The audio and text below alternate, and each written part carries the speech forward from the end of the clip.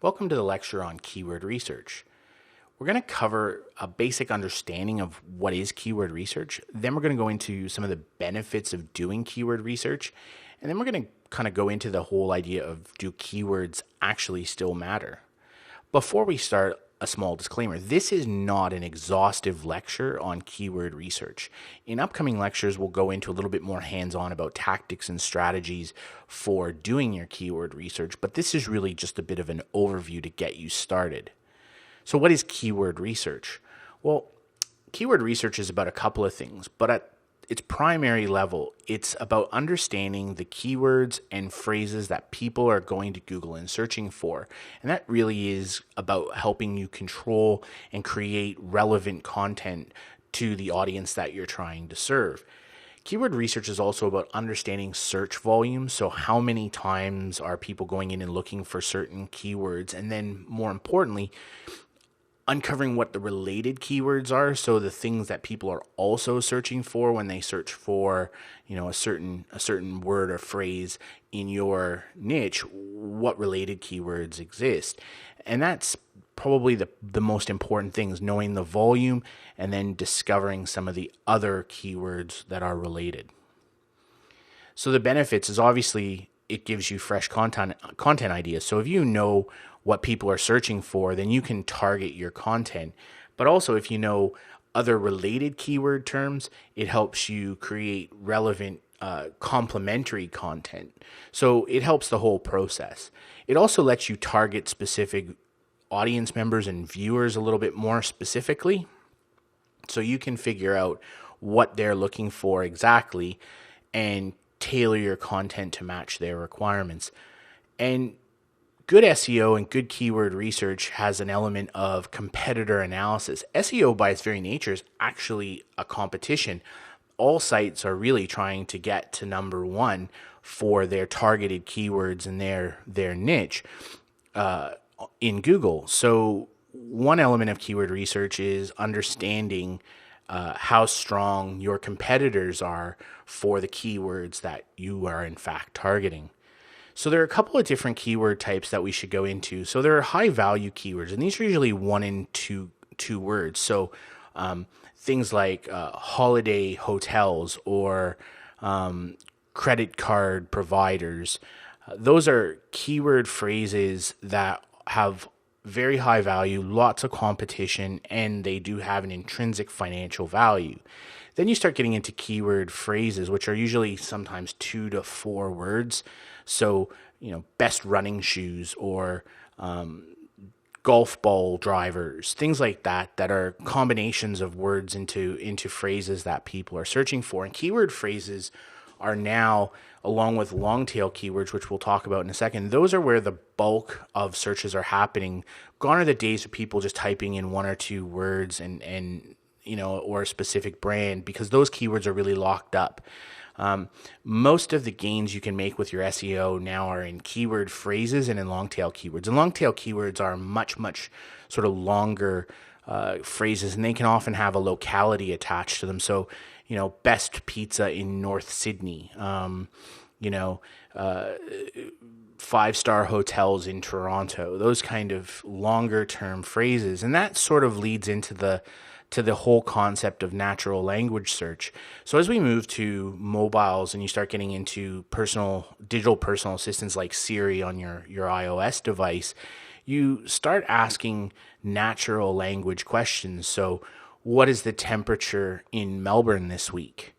And so crafting your site around those natural language searches might seem like a good idea, but it's not really. The best way to handle natural language search, rather than targeting specific keywords, is to actually solve that problem. So if your site is about golf, then rather than trying to figure out what every question or every search people could look for, you just kind of come up with targeted keywords and keyword phrases and long tail keywords, and you craft your content to solve those potential problems for people. And then Google search algorithms are smart enough to interpret those natural language searches and find your page in amongst it. So you don't have to start trying to think of and anticipate every kind of natural search question that somebody could ask.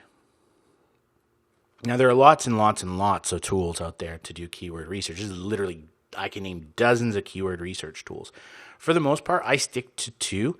The Google Keyword Planner in the AdWords platform is probably my primary tool. It's free. It doesn't really cost anything. You just have to have a Google AdWords account. You don't have to have money on it or anything like that. And that will give you, a whole bunch of detail around, volumes and related keywords and everything else. So that's kind of the primary go-to keyword tool, at least when I'm starting out.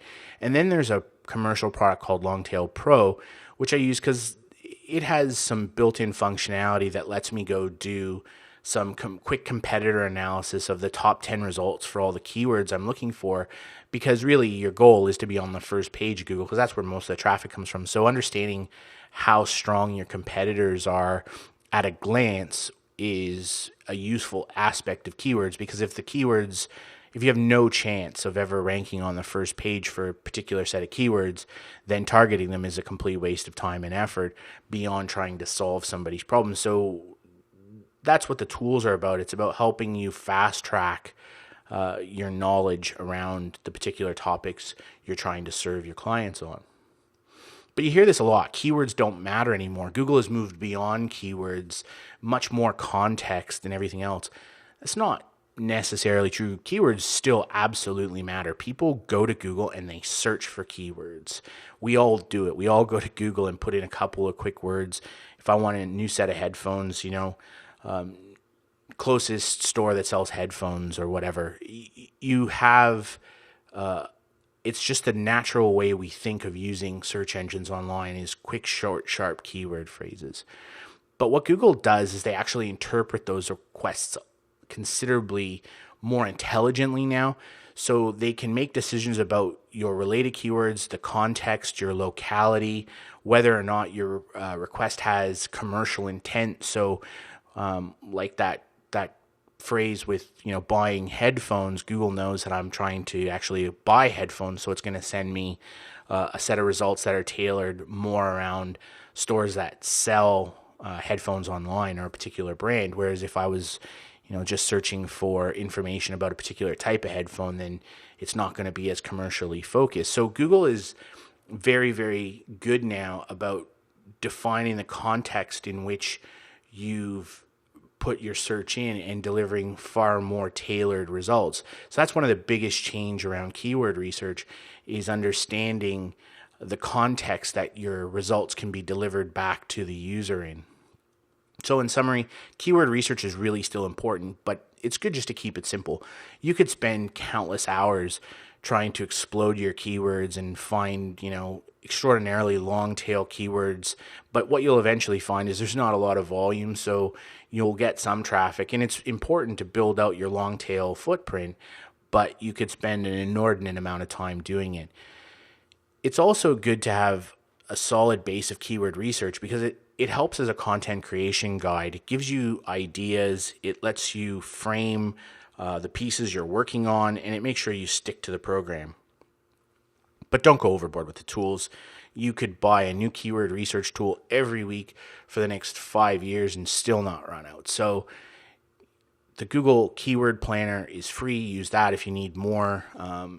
Advanced tools and things like Longtail Pro are out there for you. But again, simplicity demands less tools. So just keep it simple and don't get lost in the tools, and focus on solving customer problems and creating good content.